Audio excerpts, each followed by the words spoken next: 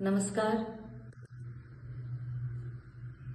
હવે આ જે ભાજપ સરકાર છે એમનું માનસિક સંતુલન ખોવાઈ ગયું છે, કેમ કે એમના જે મોટા મોટા કૌભાંડો છે ને, અને ચેતરભાઈએ જે કાઢેલા, તો હવે ચેતરભાઈને જેલમાં મૂકી રાખવા માટે એ લોકો કેવા કેવા ષડયંત્ર રચે છે.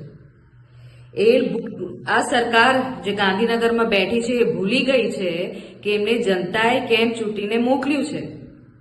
એના જનતાના કામો કરે છે, ફક્ત એમને કૌભાંડો કરતા આવડે છે.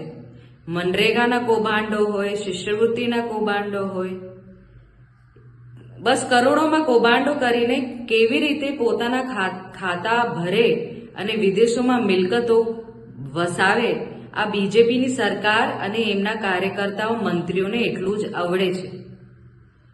ચેતરભાઈની જામીન ના થાય એવી રીતે કઈ ના કઈ ષડયંત્ર વિચારતા રહે છે. મને નથી લાગતું અમને ઊંઘ આવે છે.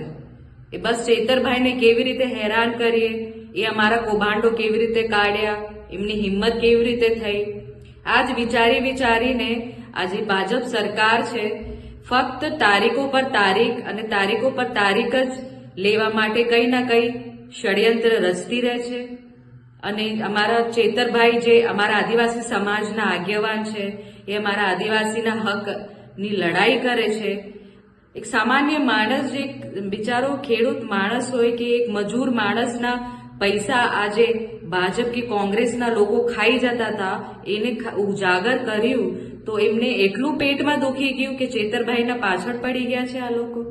એમને તો શરમ આવી જોઈએ કે આજને તો કાલે એમનો પણ ભાંડો ફૂટશે અને એ લોકો પણ જેલમાં જશે, ત્યારે એમને કોણ બચાવવામાં આવશે? આટલા ચેતરભાઈ તો ખોટી રીતે ગુનો ના કર્યું હોય અને એવી રીતે એમને જેલમાં પૂરવામાં આવ્યું છે, ખોટા કેસીસ કરેલા છે. અને જે મર્ડરર્સ છે, રેપિસ્ટ છે, બુટલેગર્સ છે, જે કૌભાંડો કરેલા છે, એ લોકોને એક બે દિવસમાં જામીન મળી જાય છે. આ કેવું ન્યાયતંત્ર છે? તો આ ન્યાયતંત્રના ખિલાફ આ સમાજ ઉઠે. આ ભાજપ સરકાર જેવી રીતે ખોટા ષડયંત્ર રચીને એક ભોળી પ્રજાના પૈસા ખાઈ જાય છે અને એમને ઊંધું સીધું ભણાવે છે, તો અમારા ચેતરભાઈને તમામ સમાજ, આદિવાસી સમાજ ટેકો આપો અને આ લડત અમે ચોક્કસ જારી રાખીશું. અને ચેતરભાઈને ન્યાય મળે, અમે ચોક્કસથી આ લડત જારી રાખીશું. ધન્યવાદ.